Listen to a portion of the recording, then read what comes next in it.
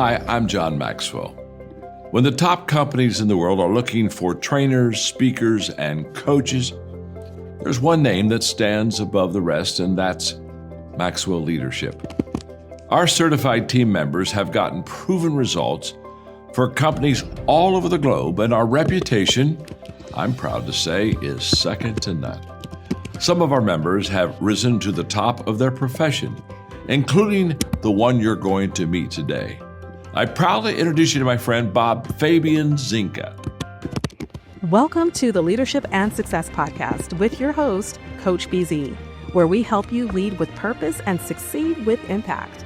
If you're ready to grow into the kind of leader others want to follow, this podcast is for you. If you're determined to elevate your success and leave a lasting legacy, this podcast is for you. As my mentor, Dr. John C. Maxwell reminds us, everything rises and falls on leadership. Our goal is simple: to inspire you, challenge you, and equip you with insights that can transform the trajectory of your leadership journey. Welcome aboard to another episode of the Leadership and Success Podcast with Coach BZ. My name is Colonel Heiss Gibson. Okay. And that's how I got first connected with West Point, and then I got recruited by West Point during spring football my junior year, so going into my senior year. Now, you said your dad did 2 years in the Army in the early 70s. Did he go to Vietnam at all, or was it all stateside? Or all stateside. He was in for 2 years, and he was actually an air defender. Okay. Now I understand what he was doing. He went from E1 to E5 in less than 18 months. And be fully transparent. So if I don't like you, I know you don't like you. I know you don't like me. However, if we're playing on a sports team, we're trying to win for the team in the town. Okay. So during those instances, it's not about me liking you. It's about we're representing to school, but in Texas sports, you're representing your town. And so I'm really smart in East Texas, and I wasn't very smart at prep school, and I was the most improved student for prep school. Okay. But a lot of work. And so I learned how to study. I learned how to manage my time better. And had I not went through that at prep school, there's no way I would have made it through West Point. Okay. Impossible. I want to back up just 1 second. Okay. The kicker of Iraq was that we were the first unit to be extended. Ah, that's right. I forgot about that. So we were back in Doha for a week. First Cav was flying overhead, and aircraft was driving out of the sky over Baghdad. I still had an aircraft back flying General Dempsey, because we flew General Dempsey and Hertling, right, and those guys. And my flight crew back there with General Dempsey knew we were being extended for an undetermined amount of time. Right. And so just bad. So just we got a leadership developmental experience was. What do you do when you have to tell a group of people who've been in combat for a year that they're going back to combat for an undetermined amount of time, they have 48 hours to get there? And so that was pretty developmental, because I had to tell my team, and I already had people back in Germany drinking beer and hanging out with their families. They had to come back. Ooh. It was just some crazy stuff. And as I think back, the experience that I had as a junior officer, we were making stuff up. And so that was the cool part. In Korea, having a lot of autonomy as a junior officer, as a company commander, I made decisions as a company commander that I could only make as a battalion commander over 10 years later. Yeah. But we were given full license in ways that we wouldn't give captains license today. Okay, captain figured out. There's a lot of that. And it worked out. Yeah. More times than not, obviously. And then I went to grad school after we got back. Yeah, that's a big shift, though. And after Germany, I went to Air Command and Staff at Maxwell, and then while I was there, that's when I applied to grad school. Okay. I would say almost like an out of body experience, and I say that because when you're in the environment, like any educational environment, you feel smarter. But when you're bebopping around with a backpack between Harvard's campus and MIT, which is where I spent my coursework time, you feel like you should be smarter, and you're kind of wondering like, how did you get here, kind of thing. Imposter syndrome kind of thing. Cause I only went there because my wife made me apply. I mean, I applied to like 9 schools, 8 schools. Harvard was the 9th one at the last minute. Okay. I'm like, there's no way I'm getting in this place. What are you talking about? Why would I even waste $100 like freaking interest fee? Grad school is expensive. Flight pay. Whatever. And so, but I got in. I got an interview. I got in. Right. And I chose it because I felt like it.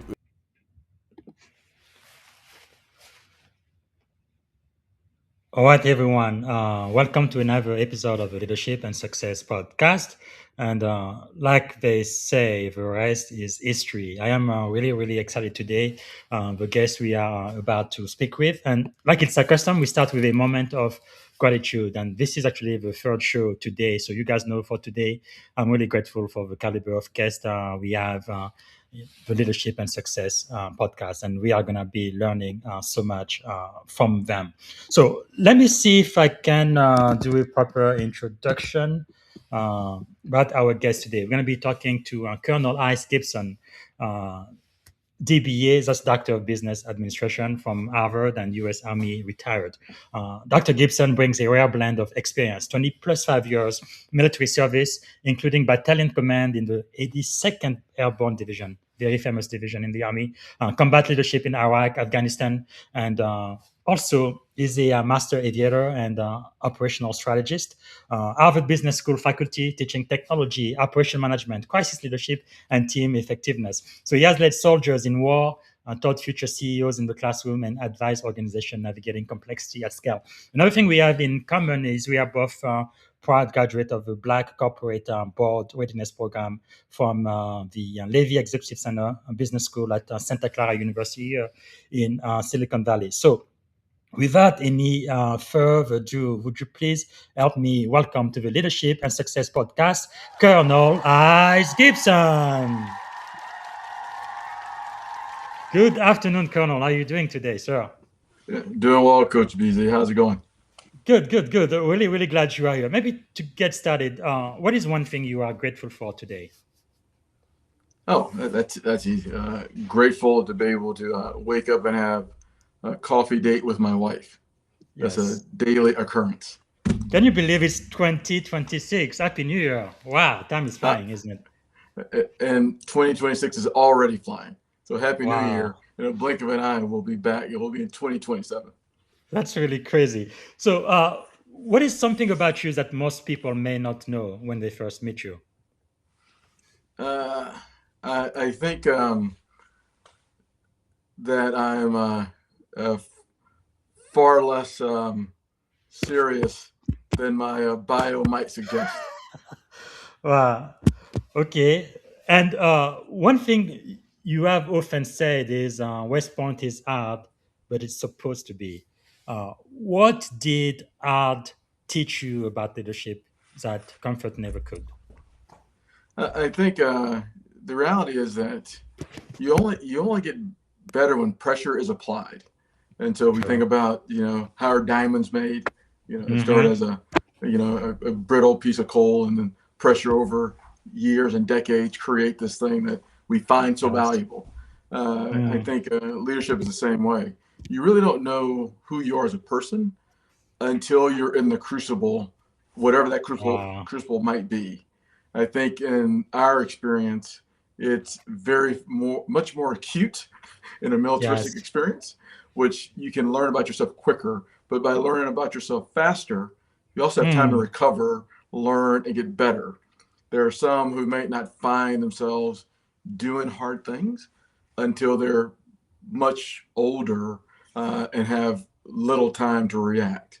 Yes. So I really think West Point, as a initial crucible, along with playing football there, really laid the foundation for the ability to do harder things later in life. Wow, that is really powerful. I remember I had this one of my best skipper gave it to me.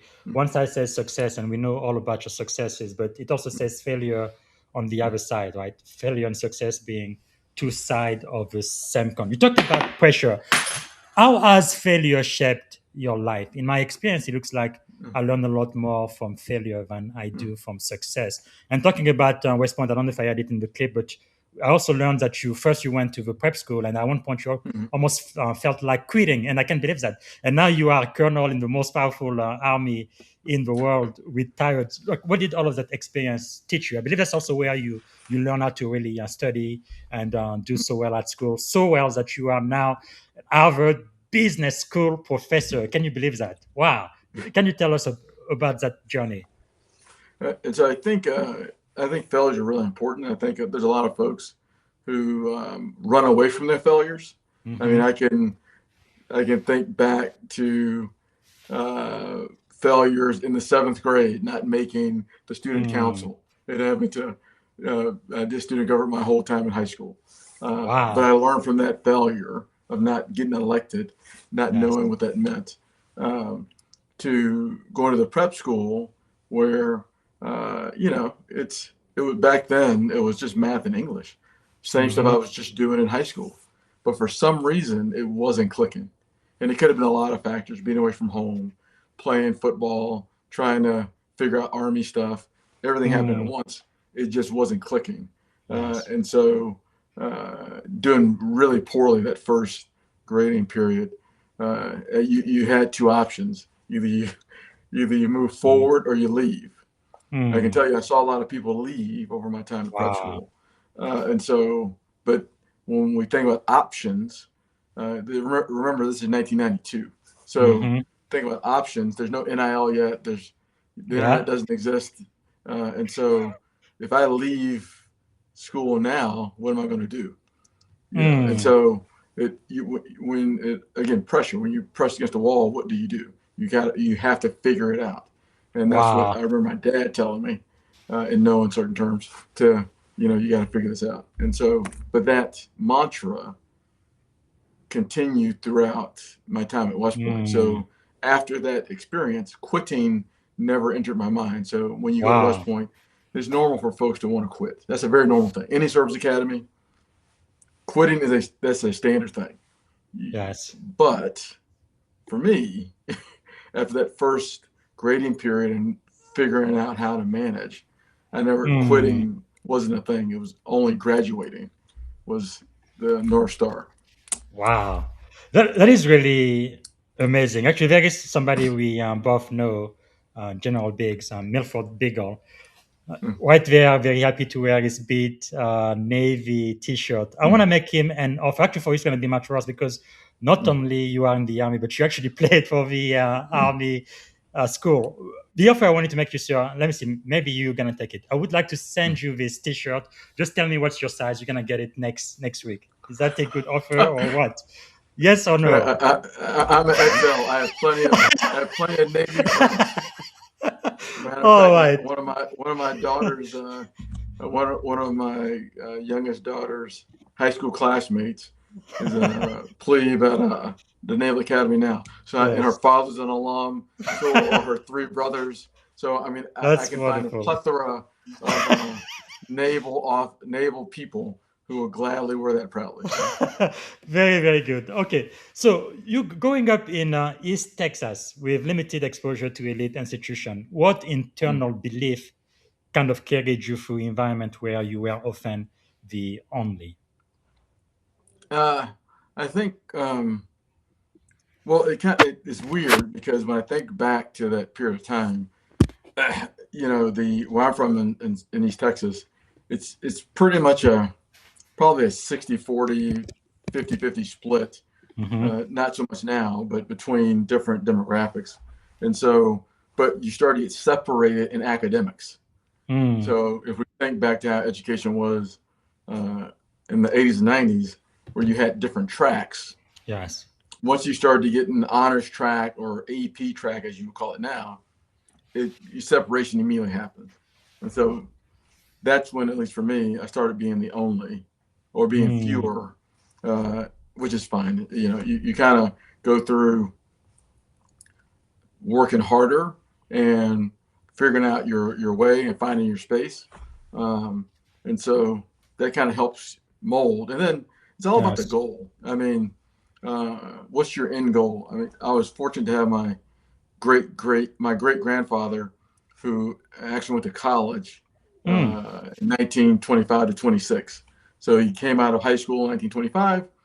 The Negro High School in Lufkin, my hometown, only went to eighth grade. He went 30 Yes. miles away to another town where he met my great grandmother, who also graduated high school. So if we think about the Mm, 20s, this is a very not normal thing. yes. So I had the opportunity to talk to him, and he kind of pushed all of us to do the best we can, and not be deviated. Pick a goal, go for the goal, and don't be distracted by the noise. I think Wow. the internet allows a lot of noise now Yes. versus being violently focused on what is the goal, what are you trying to accomplish, Hmm. and if you do it early, by working hard early, makes your life easier later. I didn't understand that at the time. I do Mm, now, but when you're a teenager yes. and an 80-year-old man is talking to you, you just kind of like, okay. Wow.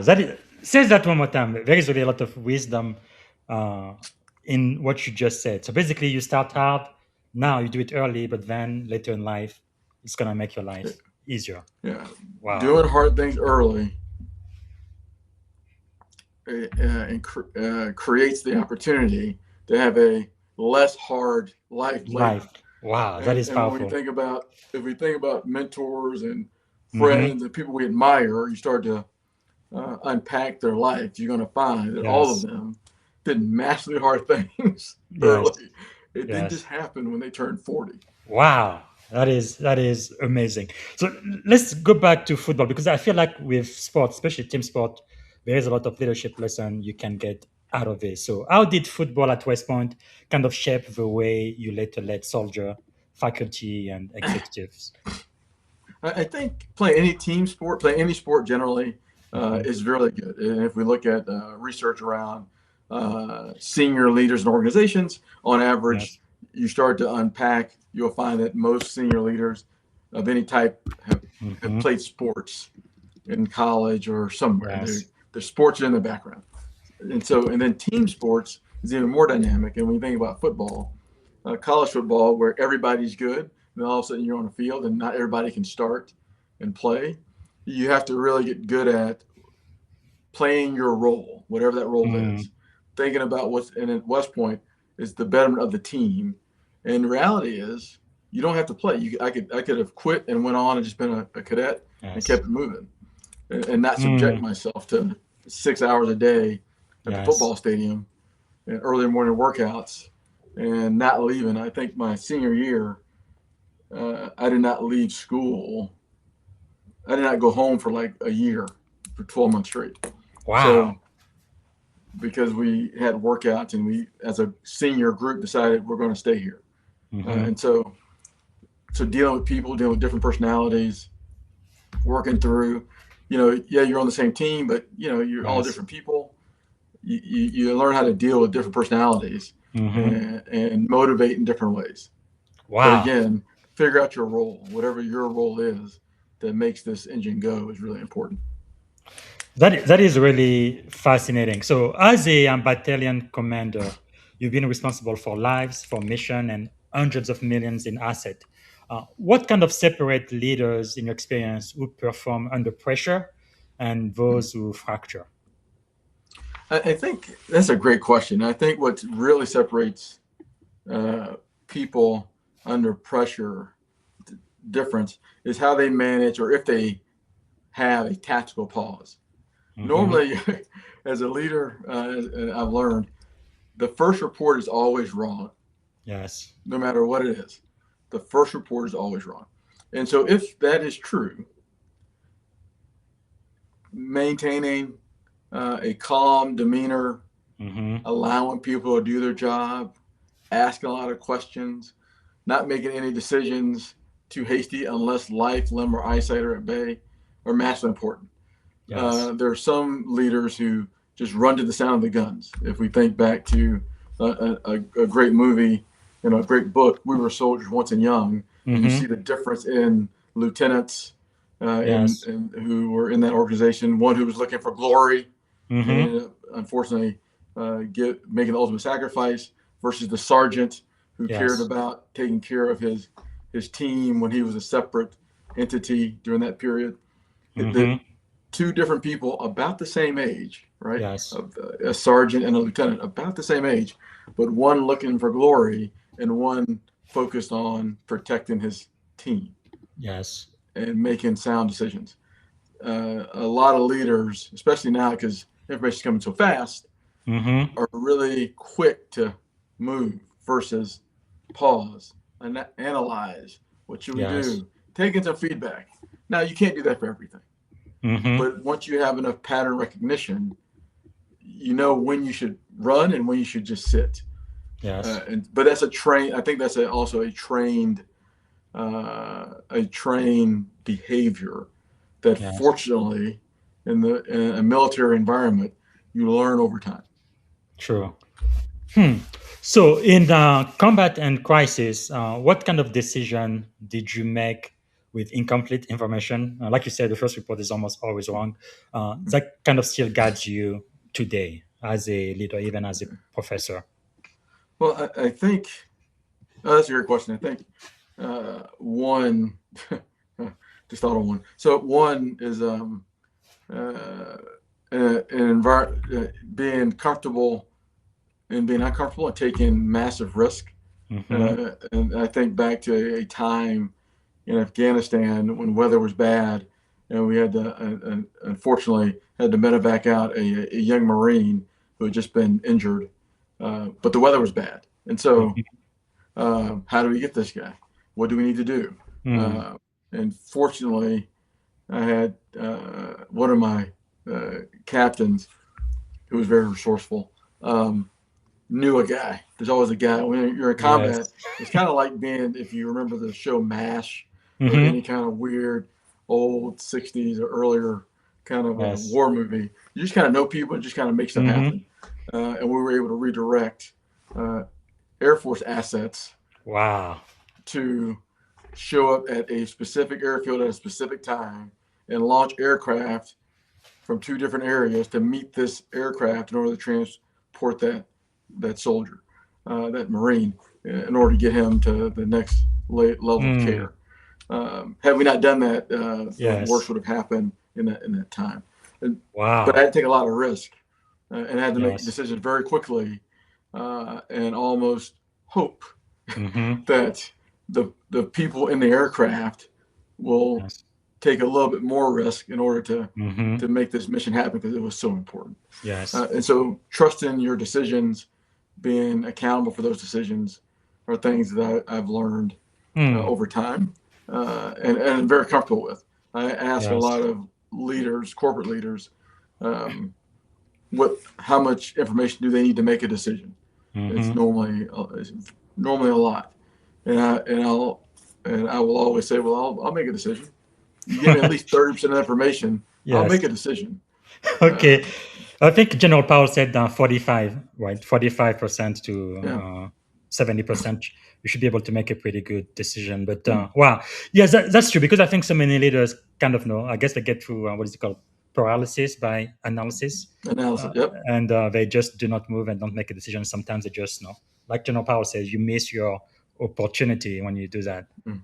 Wow. But now, for the junior officers who are listening now, and of course, the decision has to be, legal, ethical, and moral. But we do need people to be more proactive and resourceful. I think that's the word you chose. What would you advise junior officers who are listening right now? Maybe they aspire to command one day, because I've seen a lot of officers where they want to be so careful to follow the rule and stay within this black gray thing where they don't really do very much to advance the mission of their Yep. organization. And it's almost like paralyzes them even where they could have done so much more, but because no, they just want to stay within the line. But anyway, which advice would you have for JOs who might be listening now?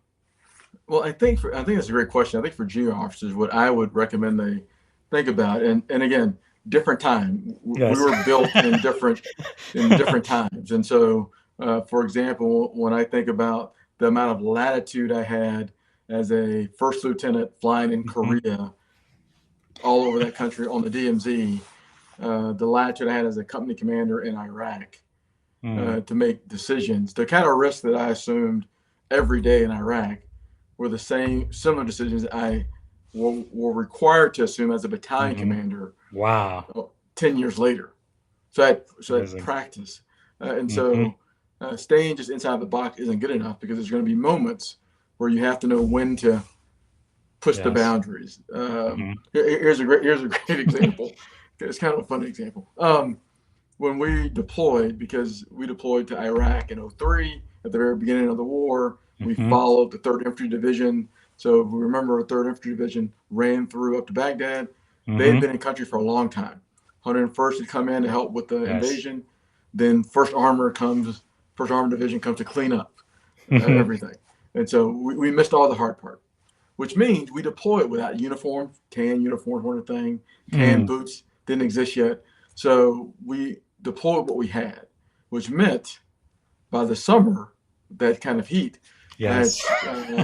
my pilots and crew chiefs there, and we didn't have a quartermaster platoon to wash clothes. So their uniforms are starting to break down, their shoes are starting to break down, and so I'm like, okay, this is ridiculous. We got to figure this out. Yes. So I tasked one of my first lieutenants, whose father was a warrant officer deployed with the South Carolina Guard to Doha, and who knew of a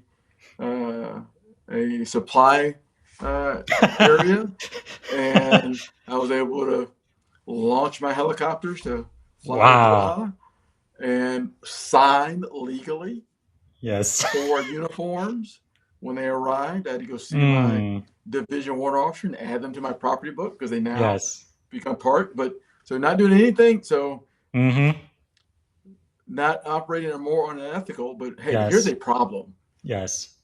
We need to solve it for the betterment of our soldiers and our pilots, for comfort, because it's hot. Leather boots are about to fall apart. Similar to my first sergeant, who found on Baghdad International Airport the 1 quartermaster platoon did laundry. So my first sergeant became Instacart before there was Instacart for 50 men and women. And their laundry done once a week. Yes. Nobody told him to do that. He's like, I need to take care of my soldiers. So that's thinking us out the box in really austere environments. If we think about what if we can envision what Baghdad was in the summer of 2003. Man, that is really incredible. Really always focusing on the people. And you also mentioned earlier, right, many times in those environments you were the only one, and you've led diverse teams throughout your career. So leading diverse teams, especially in high-stakes environment, how do leaders move inclusion from just a value statement into an operational advantage? I think a great question on broadly inclusive leadership. And I think unfortunately, when we think about diverse teams, in our minds, we quickly go to the things we can see, which obviously makes sense. But in the military, in my opinion, especially in aviation, where it's on the face highly homogeneous, the difference is the unique mosaic of the U.S. and who serves. The soldier from Arkansas is not the same as the aviator from Illinois, which is not the same from the crew chief from Washington State. Those are vastly different people who have vastly different backgrounds and understanding.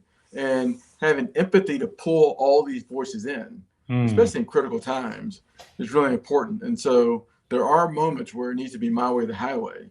As I became more seasoned, and because in aviation I have this unique weapon called a warrant officer, who's an expert, you got to take their voice into account.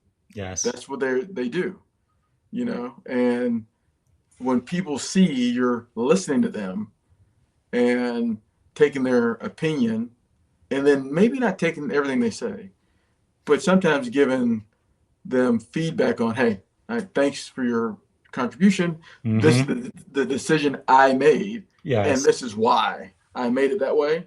But I really appreciate your feedback. They're going to continue to give you feedback. Wow, that's powerful. Talking about aviation, because in aviation, mistake can be quite unforgiving, right?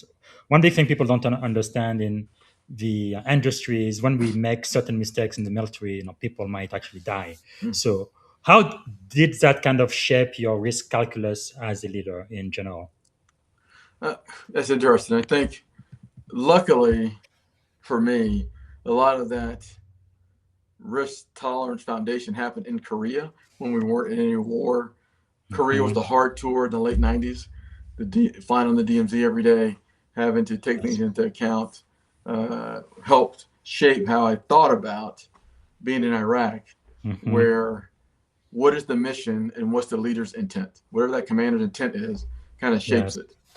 And ensuring everyone recognizes why the intent is laid out this way, and putting the best team available forward to complete the mission.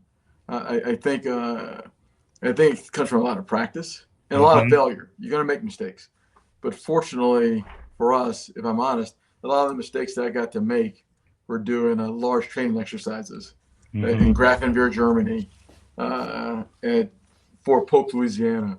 If I made mistakes, luckily those mistakes were made in a training environment, Yes. which so a lot of practice. So when you go to the big game, Yeah. you know you you're going Hmm. to make mistakes, but they'll be less impactful, hopefully.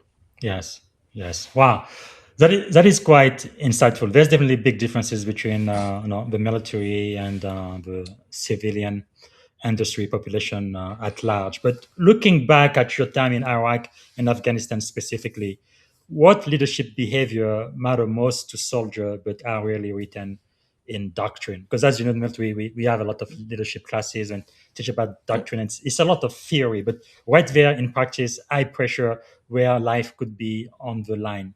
What behavior actually matter most for your soldiers?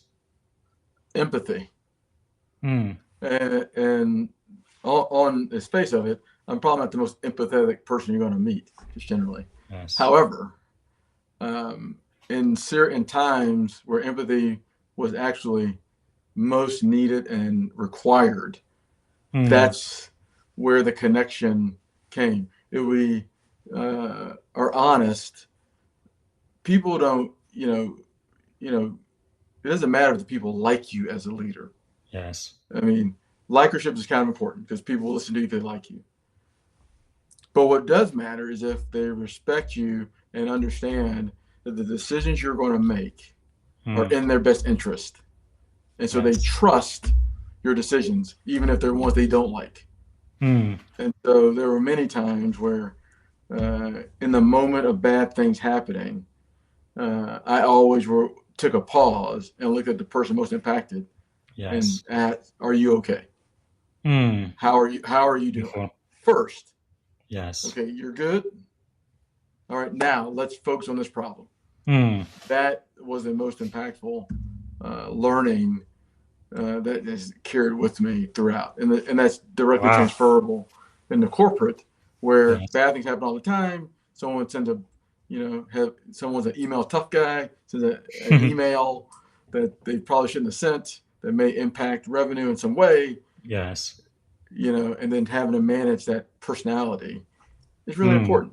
But you Yes. don't know what's going on behind the scenes. You don't know Hmm. what's happening in a person's home life. You don't know what they dealt with today or yesterday, which is Yes. impacting how they show up in this moment.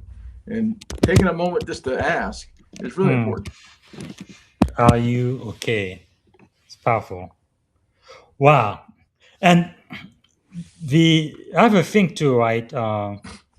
Especially when you compare the military with what people do in the civilian world when it comes to leadership, especially high stakes environment. How do you kind of build trust? Because sometimes you don't have a lot of time, right?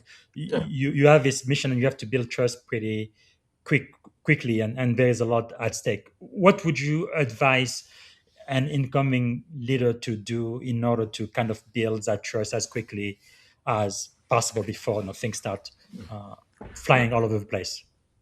Well, I think doing initial research on what you're about to get into is really important, and Hmm. figuring out who's who in the arena, like who's on Yes. your roster, Hmm. is really important. because not everyone on your roster is really cares about your success, and so you have to work through that. So you Yes. have to build trust with people quickly by pulling them in and hearing what they have to say, but Mm, and through asking a lot of questions, which is really important. And yes. then sometimes in organizations, the person who you're pulling in, they're good, but what's interesting is that a lot of times this person behind them is better. Mm, And yes. so is the person who needs development getting enough opportunity as well. Mm, So as the leader, figuring out who are the players who's in the arena, but then yes. are they mentoring someone else, or who's Mm, next in the organization, and yes. how do you make sure that person gets validated and gets some kind of high fives for what they're doing, because they may Yes. be the anchor, the foundation of the success Mm-hmm. of that division, but you'd never know it if you don't ask, Yes. which means as a Hmm. leader you need to do a walkabout, and leave your office and leave the email and go hang Yes. out. We both know in a Wow. military organization, the most truthful person in the organization is like the E3, the enlisted 3 or Mm-hmm. enlisted 4. Yes. They're the Yes. most truthful. If you want to know what's happening, and if your Yes. intent is driving down, oh, just go ask the private first class or the specialist. Yes. Oh yeah, Yes. you might not like what you hear, but you're going to hear the truth. So true. When I became a commanding officer, one of my chiefs told me to do just that. Once a quarter, I will speak to E5 and below. No chiefs, no officer, just me. And I didn't have any rank. I was just another sailor. Just speak Mm-hmm. to me, tell me the truth, what's going on in here. Yep. And they always appreciate that very, very much. Wow, that is powerful. So let's talk about your transition. When you arrived at Harvard Business School, what did you Uh, notice business leaders misunderstood most about leadership under pressure? well, I arrived in 2021, and I think what is consistent is that um, most leaders don't have the same development that Hmm. is resident in the military, which means they've learned through on the job training. They have a way of operating. They have one hammer, Yeah. and everything's a nail. And so when they arrive at the Harvard Business School is a great opportunity to increase their leadership tool bag and maybe throw a Yes. wrench in there, a power tool, a ratchet of some type. Hmm. And so I think really recognizing that their one way is not the only way, because a lot of successful leaders, which is great, have been successful through a Peter principle. Well, this always works for me. This one way Mm. always works. Well, in my Yes. experience, one way does not always work. So, is your playbook that you have agile enough to be generalizable enough to do many different things? Hmm. Most leaders don't have that. Wow, that is quite insightful because another thing that you teach is crisis leadership. So the question I have for you is, how does system thinking kind of help leaders avoid simplistic solution to complex human problems? Well, I think that's a great question. I think how systems thinking actually helps. It helps breaks down the complexity. And Hmm. so, if we look at any large challenge or problem, well, what's the first thing you care about? You got to pick and prioritize what you care about and focus there. Once you get that under wraps, under control, then you can move on. Unfortunately, sometimes in crisis, we try to take care of everything, which Hmm. spreads you too thin. You're not ready. You're not prepared. Versus versus focusing on the things you can actually control and not worry about the noise. And so, Hmm. if we think about any combat area, what's the first thing you want to do?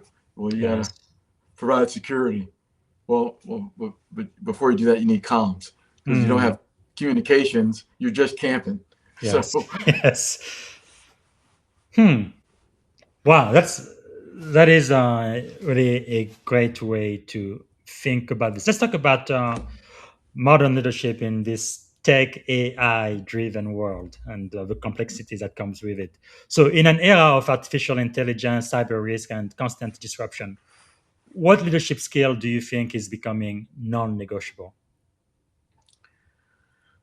I think a leadership skill that is becoming non-negotiable is the skill of having a pause, Mm, because so much information is coming that you're challenged at doing all the analysis, and people are quick to make decisions yes. without first asking the question, what's the second and third order effect? Mm, And so and that pause does not mean you're waiting an hour, 30 minutes, 5 minutes. That pause could be 60 seconds. 60 seconds of silence is a yes. long time just Yes. for you to capture your thoughts, to figure out where do you want to go, to decipher what's most important. Hmm. And I would call that leadership 101, but Yes. in the current environment where things are moving so fast, that is almost a forgotten art. Wow. Yeah, there's definitely an art and a science to leadership. Our first question from the audience, Nicola Mueller is asking, when do you, as a leader in the army, decide who to trust to take over your leadership or leadership responsibility, especially when it comes to life and death and in situation where you are forced to give other leadership without really wanting to? Good question. I think, one, that's a great question. So thanks, Nicholas. I think mainly because of the structure of the military, and we're a service-based organization. So service-based Mhm. organizations have the same kind of servant leadership Yes. ideology, which means we want to, when we come to an organization, so like I've been in command of a number of things. When I was a company commander, I would always say, this is not my company. This is Mm, the Army's company. I am just a custodian for the yes. time that I'm here. And then I Wow. want to make it better than when I had it. Now, remember, we have so much rotation. By the time I leave 2 years later, it'll be a different organization anyway. Hmm. And so it's on me in those moments to focus on development. And Wow. so who do I trust? The folks I'm developing. It's my Mm, charge to fill the gap. We don't have the luxury of just firing people and finding a new one. yes. Whatever lieutenants I get issued, whatever senior leaders I get issued, I can't fire them. So I got to figure out what's their Yes. best and exploit it for the betterment of their organization. Wow. So, That is quite insightful. Doing the research for this podcast, I know that you've written about T as in tango shaped leaders. What must leaders go deep on and where must they stay aboard? And also, what do you mean by T shaped leaders? okay, great. So I appreciate that. So when I write about T-shaped leaders, just for context, T-shaped leadership is not a new concept. It's been around for over 3 decades, and Mm. and what that means is that you have depth and breadth. And if we're honest, Mm. when we come out of college, we all have a level of depth. When we first enter the military, Yes. we got a degree, and yeah, that's about it. So we're kind of an I. We're not a T yet. But as we have experiences, we start to gain breadth, and Yes. we understand how the organization works. And so I think what's really important is for leaders early, especially when you go into your first organization, to get really good at whatever your trade is. For me, it was being a pilot. So when I showed up to Korea, I didn't fly for 10 months. I was Mm. a Apache A864 maintenance platoon leader. What is that? I didn't know what that was either, but it was a captain's billet, not a second lieutenant's billet. And so I had to learn. So I didn't fly at all. I had to learn maintenance on an aircraft I don't fly, that don't care about. But I had to learn how to care about that. So I Mm. got really deep in maintenance, not just Yes. Apache maintenance, but maintenance. Well, that would serve me when I became a platoon leader of Mm. a Black Hawk platoon, because I deeply understood maintenance. But what do I need Yes. to get deep on? How do I fly this thing? How do Wow. I fly it by myself? So that's became my you got to become an expert at something. What are Yes. those things that you would say you want to get your 10,000 hours in so you can be good at it?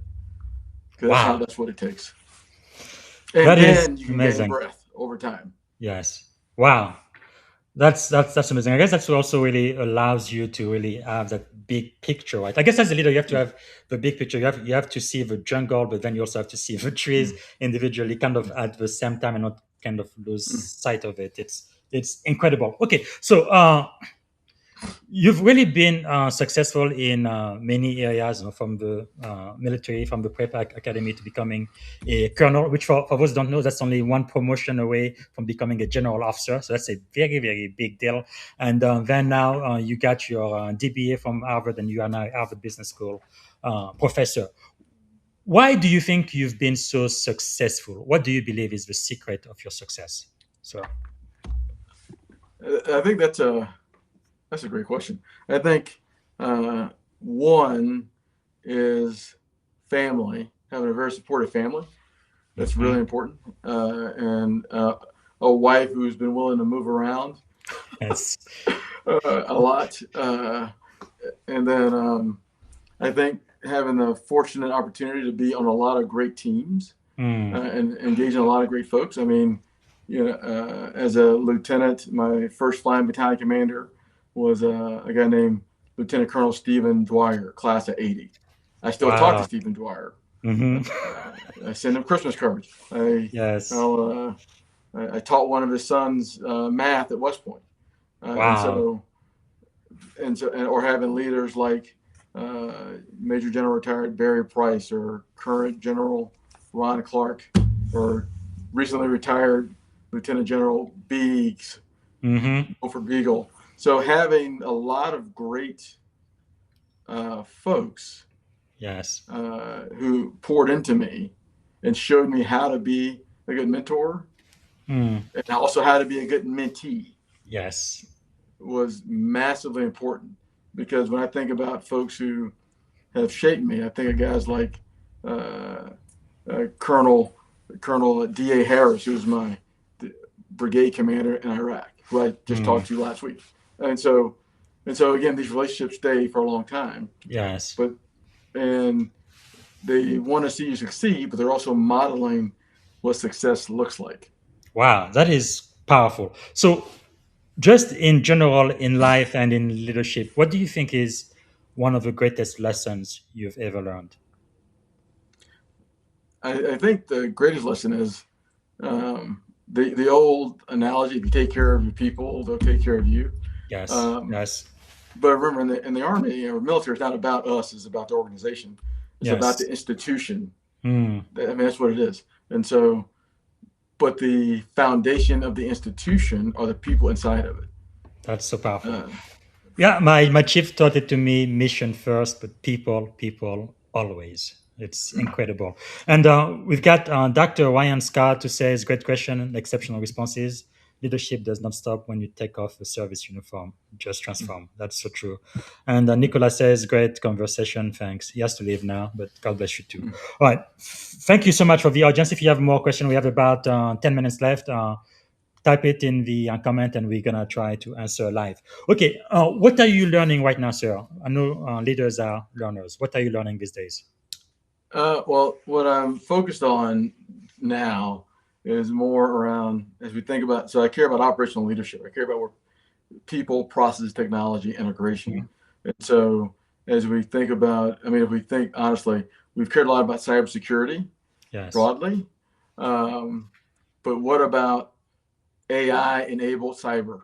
Mm. And so really thinking about and trying to better understand ways in which to help leaders tackle the reality that you're in a world that's moving so fast, Yes. and how do you prepare your organizations for the AI reality, Mm. and how do you think about security, and then how do you consider is your organization ready for what you're trying to implement? Yes. Are your people inside ready, and then how are your customers going to or consumers respond Totally. outwardly? So there's a tension Mm. there that is not mutually exclusive. One would say and AI and cyber separate. Yes. I'm thinking about it together and then thinking through what are frameworks to help leaders manage their organizations in this new Wow. reality. That is powerful. And if you could choose three people to have dinner with, they could be alive, dead, or even mythical figures. Who would you choose and why? Uh, I think that's a great question. To be honest, I think I would love to have a conversation with Brigadier General Charles Young. He's the third African American graduate of West Point.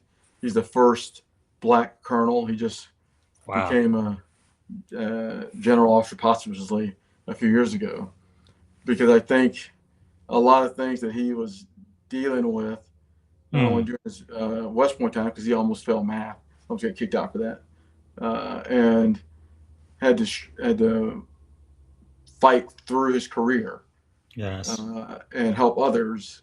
I think there's eerie similarities to what he went through at the turn of the century and what we're going through now. That's one. Yes. Number two, I honestly think I'd want to have dinner with, let's see, I'd want to have dinner with President Obama. Yeah, right there. Just to mainly just gain his insights on Yes. where we were, where we are, and where does he think we're going. And because of the scope of his role Yes. and the ability to see strategically is super important. And then I would love to have dinner with Buffett. Yeah, Warren Buffett. I think he's retiring this year, I believe, right? He is retiring, but him, because he's been really focused his entire life, and that level of focus is inspiring. And I'm Yes. just, and I'd be curious to understand. He's seen the markets change over decades, but has always won. Wow, that's powerful. What is this playbook, and what Yes. can we learn in the fast-paced world that we're in right now? Another thing I really love about him is he's very humble, still living in the same house he lived in long time ago, still driving a regular car, even though at one point he was the richest man in the world. And he's also getting rid of his wealth. By the time he dies, he's not going to be wealthy anymore, really giving it away for good causes. That's really impressive, very inspirational. Wow. Okay, let's talk about books a little bit. We do read a lot here, and we were in the green room. You recommended this book. Why should we read this? Responsible AI. Well, because I think one, I think it's a good book because I'm in the middle of it right now, and two, I think because this is the question, right? I mean, as we think about artificial intelligence, as we think about what's happening in the world, but before we integrate AI, before we start building models, we need to think about what's the ethical implications, and how do we train people to really be ethical. So some would say you can't build leaders. Well, yeah, you can. West Point does it like every day. Yes. West Point has been building leads of characters since 1802. So, Yes. but part of that character development is ethical development. Okay, and it's super important, especially as the leader of the organization, to be able to ask the right questions. Wow, that is powerful. What about this book, Friends of the Good? I think this book is going to be amazing because as we think about our journey over time, not all friends are friends of the good. There's some friends who are there to friends of pleasure. There's some friends who are very transactional. And I think Damon, the author, is going to do an amazing job at telling his story, but really making us think about what is a friend, what really is a friend, and what kind of friend am I? So I think it's going to really cause a reflection in a meaningful way to really cause a lot of thought. And this action. book is going to be published soon. It hasn't been published yet, but people can pre-order right now, correct? Yep. It doesn't get published till I think, May 31st. Okay. May 31st. Definitely going to be looking for it. And maybe if I can find Damon Martin, I can have him on the show too. And one final book, We Were Soldier. Now, people I know they've watched the show on TV. Can you tell us about this book? Well, this was required reading when I was a cadet. So, but when the movie came out, it was also really good. But I think it really shows all the different levels of leadership. Because we think about General Moore, when he took over and created the cavalry, Custer's nomenclature for the cavalry at that. Yes. That was one of the first integrations of helicopters into Vietnam. Wow. And so if we and so he was really creating the way in which we would fight with helicopters in Hmm. a jungle environment that would translate to urban environments. Yes. And so and then how does he grow a team, build a team, invest in Mm. teams, partner with peers, partners with his senior listed advisor? There's all the Yes. levels of leadership in that book. And if we think about it, Hmm. he did deep study before he That's went to amazing. Vietnam. He read about deeply the French is mishaps in Vietnam Hmm. 10 years prior. So, Wow. yeah. So, That's pretty amazing. So, if you had one and only one day to live, what would you have liked your final contribution to be? I think for me that my family is able to continue to make a positive impact on the world. Hmm. So, if you had a magic wand, you could solve any problem at all. What is the one problem you would like to solve first thing tomorrow morning? The one problem I would like to solve is the social economic inequity that just exists broadly Yes. in the world. Yes. And so we are coming toward the end of the show. How can we add value back to you? I would just say continue to follow, engage, provide feedback, reach out if you have questions. I'm pretty easy to find, and uh, Yes. and that'll be about it. All right. Is there a question, sir, I should have asked you that I haven't got a chance to ask yet?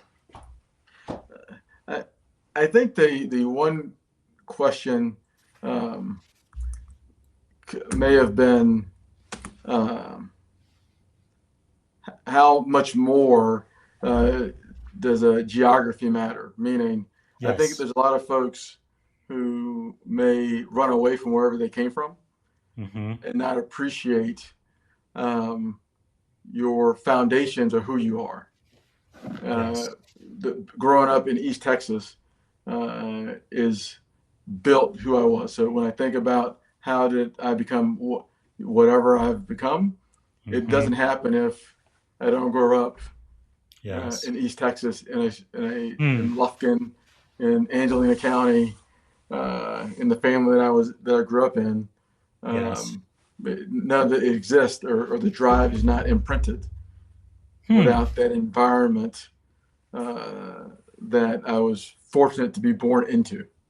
That is really powerful because next question I was going to ask you, sir, is if you could go back and give a piece of advice to your 17-year-old self, what would you tell to 17-year-old Ice Gibson standing at the edge of this incredible career you've had both in the Army and at Harvard Business School? What would you tell him? Definitely go to West Point because that's the best decision you're going to make in your life. Yes. Wow, Uh, powerful. Wow, wow. Okay, we are at the end. I think we are on the top of the hour now. I guess the very last question I have for you, sir, is what is one word that represents our shared experience on this podcast today? One word that comes to mind. uh, I think impactful. Thank you. Well, I am so grateful for your time and thank you for being one of our master teachers today. Thank you so much, Colonel Gibson. Really appreciate that. Thank you. Uh, Appreciate it. All right, everyone. That was the colonel, the doctor, the professor, Ice Gibson. And thank you so much for watching. Actually, in about 20 minutes, I'm going to come back this time with another helicopter crew member, Anna Wheeler. She is the former Black Hawk crew chief. She's going to be on the podcast in about 15 minutes. She's also a cyber strategist. So we're going to be talking from Black Hawk to boardroom leadership under pressure. And this Sunday, I will speak to another cybersecurity expert, Daya Ramesh. We're going to be talking about cybersecurity being existential. And then next week, I will have the pleasure of speaking with Commander Erica Dobbs, U.S. Navy retired. Like me, she got in as a seaman recruit, E1, lowest rank in the military, and she retired as a commander. And now she's a tech CEO too. So we're going to be talking from seaman recruit to Navy commander turned CEO. And on the same day, I will also speak with Lisa Fenn, She's a mentoring architect. She has two best-selling books on mentorship. The latest one, The Mentor's Guide. She also has a TEDx talk about it. So I can't hardly wait to speak about mentorship with her. And also today, I'm continuing my special series on the book of Proverbs. It's not religious at all. It's just looking at ancient wisdom and mentoring from the book of Proverbs. We are focusing on ancient wisdom and leadership lesson. Whether you believe in God or not is not important. It's the leadership lesson we get from ancient scripture like the book of Proverbs. So today we're doing chapter 8. Tomorrow we're going to do chapter 9, and we're going to finish at the end of the month with the 31st chapter of that book. Okay, that's it I have for now. So see you in a little bit. We're going to be having again Anna Wheeler next on the Leadership and Success podcast. Thank you so much for your support and for watching. Bye for now. Thank you for tuning in to the Leadership and Success podcast with your host, Coach BZ. If today's episode added value to your leadership journey, be sure to subscribe, share, and join us again for more wisdom nuggets on how to lead better and achieve greater success. Remember, leadership is the most critical skill of our time. The world will always need leaders to inspire others, drive innovation, and execute meaningful strategy. So why not count yourself among the bold leaders shaping the 21st century? Until next time, stay inspired, stay committed, and keep leading with excellence.